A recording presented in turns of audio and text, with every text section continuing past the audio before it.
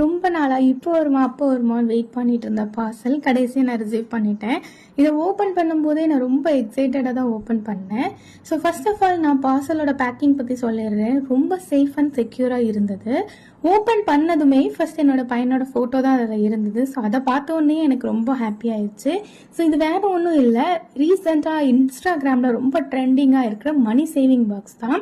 So இதை நான் எந்த பேஜ்லேருந்து ஆர்டர் பண்ணேன்னா பக்கெட் லிஸ்ட் பெஸ்டி அப்படிங்கிற இந்த பேஜ்லேருந்து ஆர்டர் பண்ணேன்.